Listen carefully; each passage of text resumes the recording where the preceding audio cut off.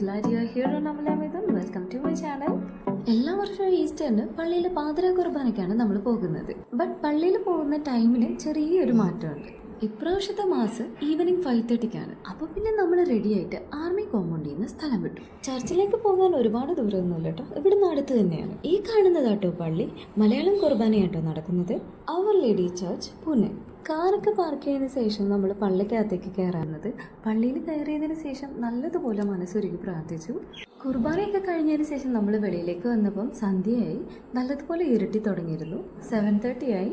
മാസം ഇത്ര നേരത്തെ വെക്കാനുള്ള കാരണം മലയാളം മാസം കഴിഞ്ഞതിന് ശേഷമാണ് മറാത്തി മാസം. അങ്ങനെ പള്ളി പരിസരത്ത് നിന്ന് കുറച്ച് പേര് ഫോട്ടോസും കാര്യങ്ങളൊക്കെ എടുക്കുന്നുണ്ടായിരുന്നു. അപ്പൊ പിന്നെ നമ്മളായിട്ടും കുറച്ചില്ല, അങ്ങനെ ഞങ്ങളും കുറച്ച് വീഡിയോയും ഫോട്ടോസും ഒക്കെ എടുത്ത് കേട്ടോ. രാത്രിയായി നമ്മൾ വീട്ടിലേക്ക് മൂവായി. അങ്ങനെ ഈസ്റ്റർ സ്പെഷ്യൽ മോർണിംഗ് ബ്രേക്ക്ഫാസ്റ്റ് ഇച്ചായൻ്റെ വക പൊറോട്ടയുടെ വീഡിയോ ഞാൻ ഫുള്ളായിട്ട് കാണിക്കുന്നില്ല, അത് നമ്മൾ നെക്സ്റ്റ് വീഡിയോയിൽ അപ്ലോഡ് ചെയ്യുന്നതായിരിക്കും. പൊറോട്ടയൊക്കെ നന്നായിട്ട് വന്നിരുന്നു. പിന്നെ ഞാൻ ചിക്കൻ കറി വെച്ചായിരുന്നു. ചിക്കൻ കറി ഒരു രക്ഷയില്ല കേട്ടോ. അങ്ങനെ പൊറോട്ടയും ചിക്കൻ കറിയും കഴിച്ച് മോർണിംഗ് ബ്രേക്ക്ഫാസ്റ്റ് കുശാലായി. പിന്നെ നമ്മൾ ഒരുപാട് ലേറ്റ് ഒന്നും ആക്കിയില്ല. ഉച്ചക്കത്തേക്ക് വേണ്ടിയിട്ടുള്ള ലഞ്ച് പ്രിപ്പറേഷൻ്റെ ഒരുക്കങ്ങളായി. ഇത് കാണുമ്പോൾ തന്നെ എല്ലാവർക്കും മനസ്സിലായി കാണും, ഇത് നമ്മുടെ സ്വന്തം ആമ്പൂർ ചിക്കൻ ദം ബിരിയാണിയുടെ ഫുൾ വീഡിയോ നമ്മുടെ ചാനലിൽ അപ്ലോഡ് ചെയ്തിട്ടുണ്ട്. ദമ്മൊക്കെ ഇട്ടതിന് ശേഷം നമ്മുടെ ആമ്പൂർ ചിക്കൻ ദം ബിരിയാണി ഇവിടെ സെറ്റ് ആയിട്ടുണ്ട്.